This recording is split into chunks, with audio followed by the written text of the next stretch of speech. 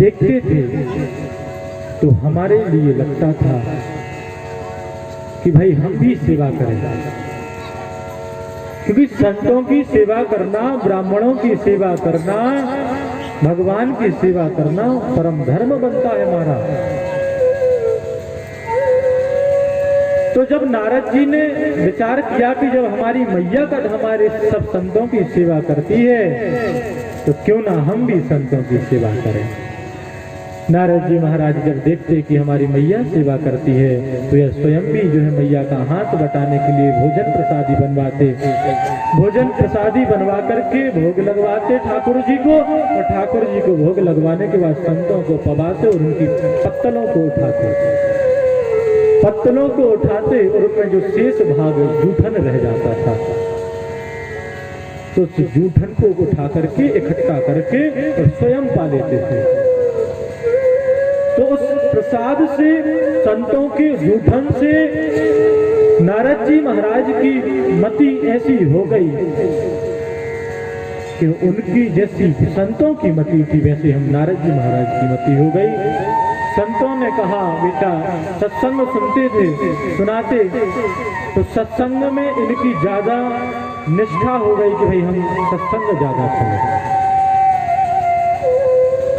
तो नारद जी महाराज तो अब जब संतों के साथ जाने लगे तो संतों ने रोक दिया, कह दिया भैया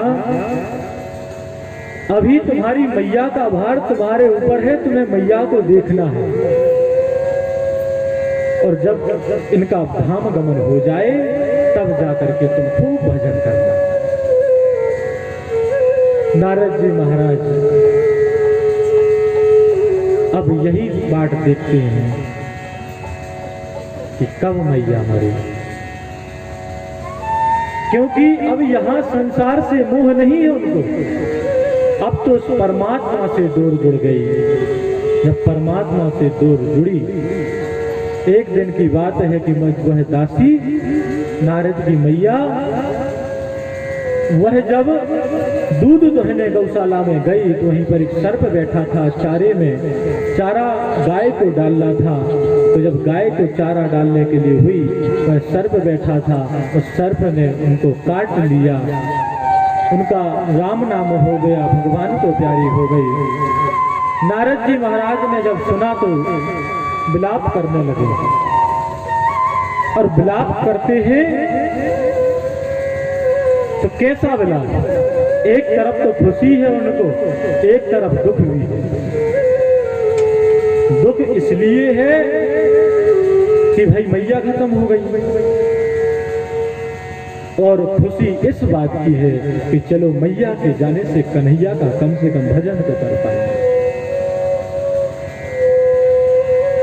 अब एक आंख से गर्म आंसू, एक आंख से ठंडे आंसू बह रहे हैं नारद जी को। जैसे तैसे जो है मैया का देहा जो है संस्कार किया और भजन में लग गए। भजन के प्रभाव से ब्रह्मा का पुत्र बन के नारद आए, मानस पुत्र, जो ब्रह्मा के 10 पुत्रों में से सर्वश्रेष्ठ है नारद जी। तो इन्हीं नारद जी ने व्यास जी को समझाया कि जब एक नाम के प्रभाव से, जब मैं दासी पुत्र से ब्रह्मा का पुत्र बन सकता हूँ तो फिर आप भगवान के नाम स्मरण से क्या आपको शांति नहीं मिल सकती। तो कहते हैं आपने 17 पुराण लिखे लेकिन किसी में भी कन्हैया का स्मरण नहीं किया। इसलिए भागवत जी में कन्हैया का स्मरण करना, चतुश्लोकी भागवत को श्रवण कराया, और इसे श्रीमद् भागवत जो है चतुश्लोकी को 18,000 श्लोकों में व्यास जी ने उसका विभाजन किया, जो हमारे समक्ष विराजमान है ठाकुर जी के स्वरूप। अब जब 18,000 श्लोकों में उस 4 श्लोकों का विभाजन कर दिया, विचार कर रहे हैं कि अब किसको सुनाए।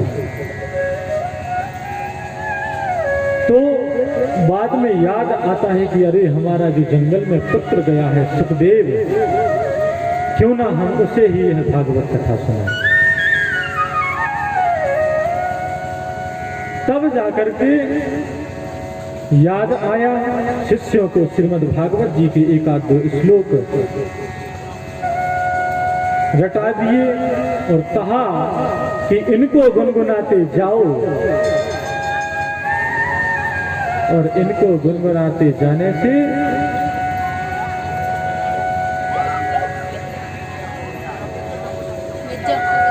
इनको गुनगुनाते जाने से हे गोपाल राधे कृष्ण गोविंद गोविंद, हे गोपाल राधे कृष्ण गोविंद गोविंद, हे गोपाल राधे कृष्ण गोविंद गोविंद, हे गोपाल राधे कृष्ण गोविंद गोविंद, कृष्ण गोविंद गोविंद राधे गोविंद गोविंद, कृष्ण गोविंद गोविंद राधे गोविंद गोविंद, कृष्ण गोविंद गोविंद राधे गोविंद गोविंद, कृष्ण गोविंद गोविंद राधे गोविंद गोविंद, गोपाल राधे गोविंद गोविंद, गोपाल राधे कृष्ण गोविंद गोविंद, हे गोपाल राधे कृष्ण गोविंद गोविंद, गोपाल राधे कृष्ण गोविंद गोविंद, हे गोपाल राधे सेवा करते हुए गोविंद गोविंद, गोपाल राधे कृष्ण गोविंद गोविंद, हे गोपाल राधे कृष्ण गोविंद गोविंद।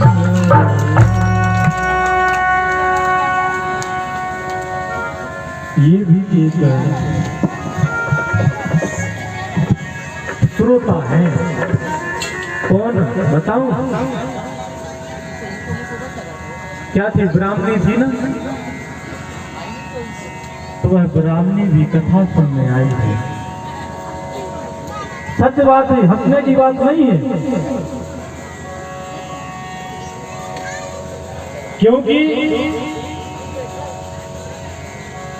जब एक अजगर भगवान का स्पर्श पाते ही जब दिव्य स्वरूप ले लेता है, भगवान की कथा सुनकर के जब एक धुंधकारी जो पापी प्रेत होकर के पड़ा था, जो भगवान की कथा श्रवण करके वह जब कर सकता है, दिव्य स्वरूप में प्रकट हो सकता है, तो ये भी एक कथा श्रवण करने आई है। और ये बात एक और बताएं, यहाँ पर आप सभी लोग कथा सुन रहे हैं, ये तो अच्छी बात है, लेकिन जंगल में पता नहीं कितने जीव जंतु हैं, उनको भी यहाँ पर कथा श्रवण करने का सौभाग्य प्राप्त हुआ है। क्योंकि ये नहीं है कि आप लोग ही चित्त लगा के कथा सुन रहे हैं, आप तो सुन रहे हैं क्योंकि भगवान ने मानव देह दे दिया, तो आप तो बैठ के सुन रहे हैं। लेकिन ठाकुर जी की कथा आज वह जीव भी सौभाग्यशाली है जिनको कि कन्हैया की कथाएं श्रवण करने को प्राप्त हुई है।